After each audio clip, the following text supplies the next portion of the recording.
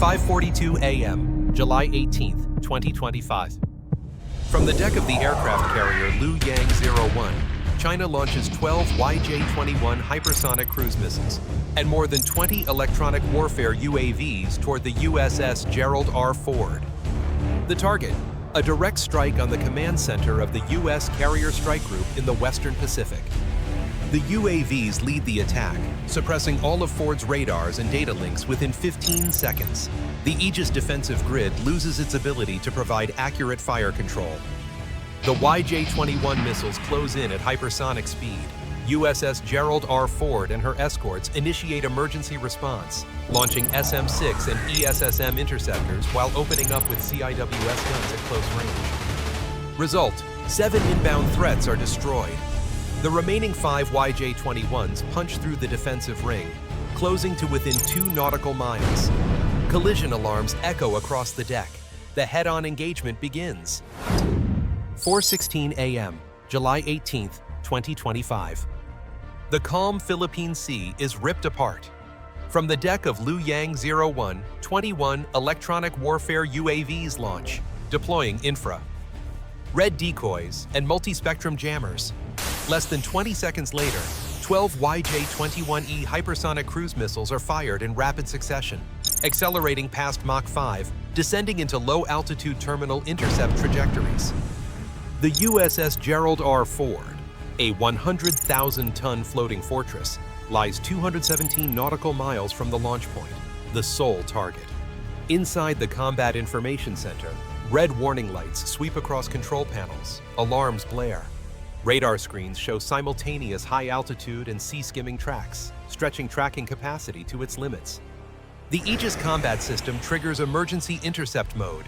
ESSMs and SM-6s leap from their vertical launch tubes. Failing CIWS batteries engage the inner perimeter. Reaction time is measured in seconds. Impact moment. One YJ-21E detonates 90 yards off Ford's port bow, the shockwave reverberating through the hull. A UAV self-destructs at low altitude on approach, scattering debris across the sea. No hull breach, no fire, but the psychological impact is unmistakable. The USS Gerald R. Ford has just taken direct hostile fire. 92 seconds of opening combat. For the first time in the 21st century, a U.S. carrier has been directly attacked by carrier-launched weapons. The Pacific has shifted into a new state. Shockwaves still rolling across the deck, USS Gerald R. Ford transitions immediately to full battle stations. No chaos, only action according to procedure. From the outer defense ring, the guided missile destroyer USS Thomas Hudner activates its Aegis system. Within 14 seconds, 5 SM-6 interceptors streak skyward in spiral climbs. 3 hypersonic targets are destroyed at 41,000 feet, disintegrating into metallic rain. 15 nautical miles ahead, USS Gerald R. Ford executes a second-layer intercept. VLS cells launch paired ESSM missiles in rapid succession. The incoming electronic warfare UAV swarm skims the waves. 8 are shredded in the opening volley, wreckage splashing into the sea. 1 UAV at just 19 feet altitude skims within seconds of the port side before being destroyed just short of impact. The final barrier, CIWS close-in defense. Twin 6-barrel Gatling guns roar, spitting 4,500 tungsten rounds per minute, weaving a dense curtain of fire around the carrier. 1 UAV slips past the outer ring, detected at extreme close range, and is blown apart just 689 feet away.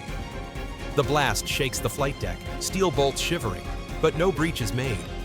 Below deck, fire crews in flame-retardant suits stand ready. No one leaves their post. Of the 33 airborne threats, none penetrate the defense. No casualties, no aircraft damaged, no fires. USS Gerald R. Ford remains at full combat capability. The Chinese strike has failed. The American counterstrike is being prepared. 4:23 a.m., July 18, 2025. 7 minutes after the last intercept, USS Gerald R. Ford shifts from defense to deliberate electronic counterattack. Above, an E-2D Hawkeye from Carrier Air Wing 8 executes a wide turn, climbing to 32,000 feet.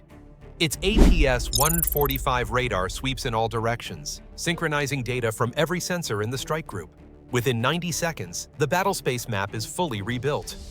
The electromagnetic jamming that had blinded U.S. systems in the opening phase begins to fade. In CIC, hostile UAV control signals weaken. Several targets drop offline. Analysis confirms the strike did not originate from mainland China, but from Luoyang 01, maneuvering 217 nautical miles southeast of Taiwan. 2EA-18G, Growler electronic attack jets, already on CIAP, are ordered south. Mission: direct electronic counterattack. Their ALQ-218 systems transmit precision jamming pulses on the enemy UAV control frequencies, using the same parameters China used earlier. Immediate effect: 6 remaining hostile UAVs lose all data link, drift into uncontrolled descent, spiraling into the sea without detonating. Final blips vanish from radar. In CIC, the electronic warfare officer tracks Luoyang 01's radar return emerging from the jamming shadow. Target signature now clear and fixed. Assessment: China's effort to blind the U.S. strike group has failed. USS Gerald R regains electronic dominance and operational initiative. U.S. airspace control shifts decisively. Integrated data from Navy recon satellites and MQ-4C Triton surveillance drones confirms Luoyang 01 launched the first direct carrier versus carrier strike of the 21st century. The ship is now withdrawing toward disputed waters. The Pentagon classifies the incident as an act of war.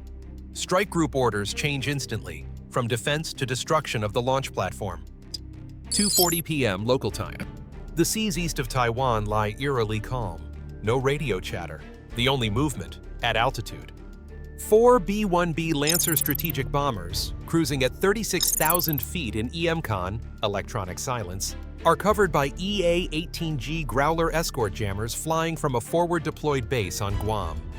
The bombers left Guam at 11:20 a.m., refueled in mid-air by KC-46 Pegasus tankers, then looped in to avoid early detection. Mission: destroy Luoyang 01 with hypersonic firepower. Each B-1B carries 2 AGM-183A ARRW hypersonic glide missiles, 8 in total. Each can reach over Mach 7, guided by real-time targeting data from satellite networks, delivering kinetic energy equal to 2,000 pounds of TNT per hit. Attack sequence is initiated. Target: eliminate Luoyang 01 before it can reach a safe zone. The carrier sits near the northern edge of the Bashi Channel, escorted by 2 Type 055 destroyers, shielded by layered radar jamming.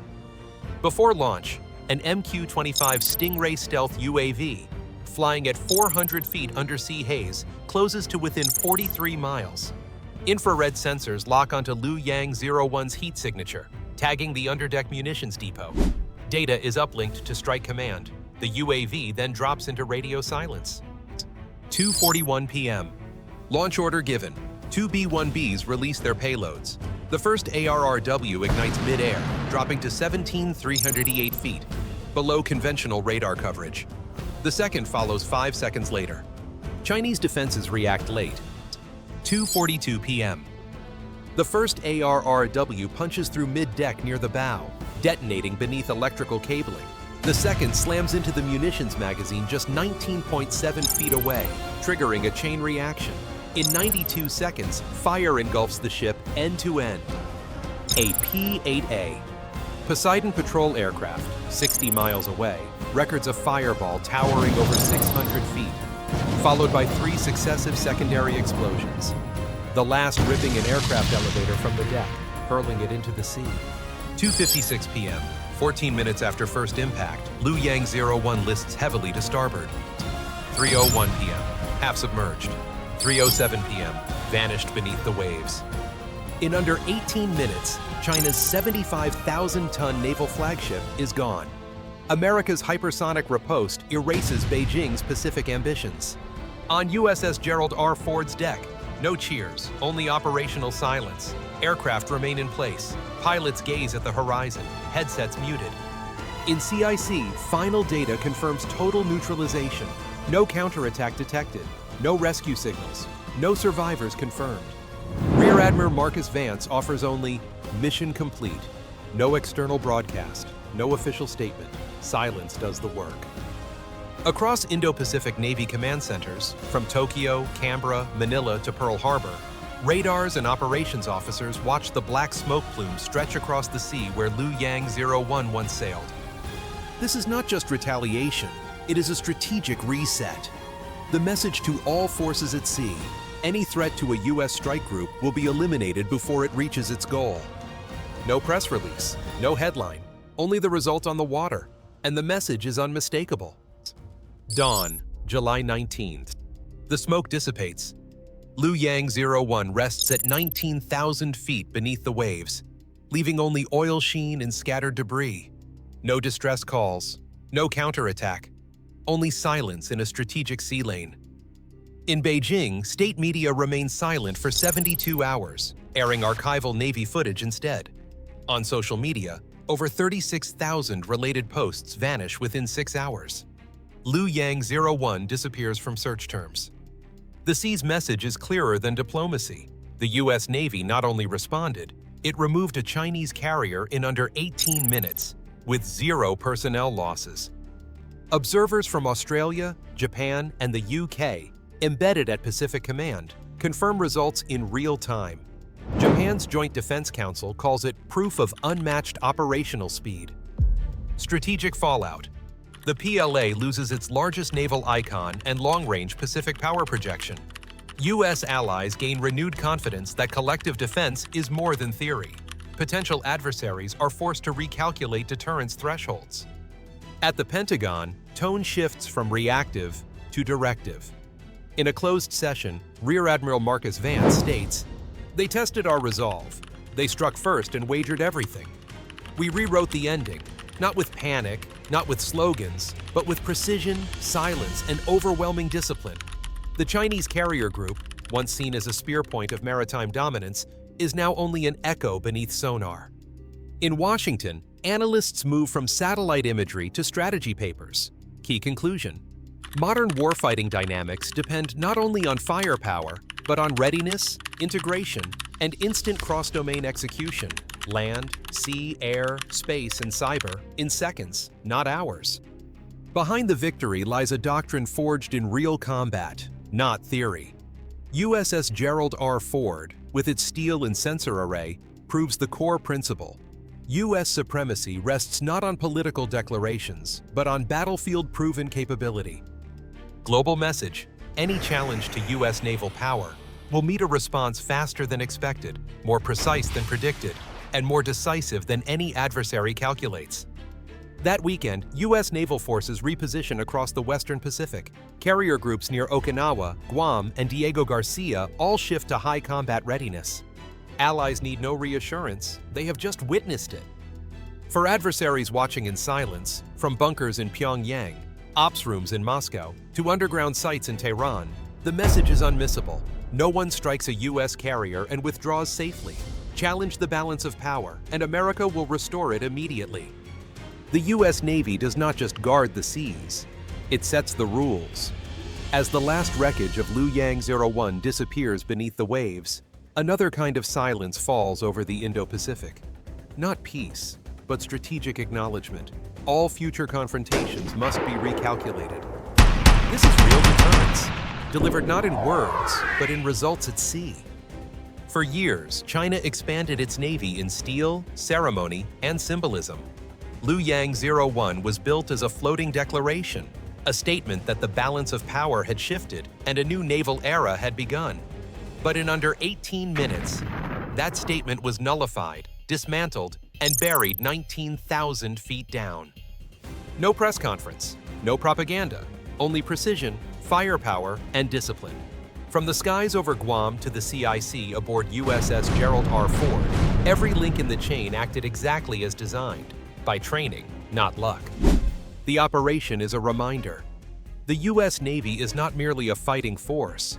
It is a doctrine, a power architecture built on readiness, coordination, and unity. Every commanding officer, every radar tech, every pilot, every gunner executed their role in perfect synchrony. This was not victory by sheer firepower alone. It was the product of training, strategic vision, and preparation to defeat any provocation. To the American people, many will never set foot on a carrier deck. Never hear the thunder of CIWS. Never see the flash of an electronic jamming field. Understand this. Your defenders do not wait to react. They maintain readiness to stop threats before they appear. And if tested, they will answer. Not with bluster, not with slogans, but with the quiet certainty that real power needs no shout when its presence alone shapes the outcome. When the storm clears and the horizon lies quiet once more, it will still be the stars and stripes standing guard over the sea. This is not just deterrence, it is principle. It is the American difference. Power bound to responsibility, presence bound to the commitment to protect. Is this truly Beijing's real power? And is this the most forceful warning the United States has delivered in the past decade? Leave your thoughts in the comments so we can discuss.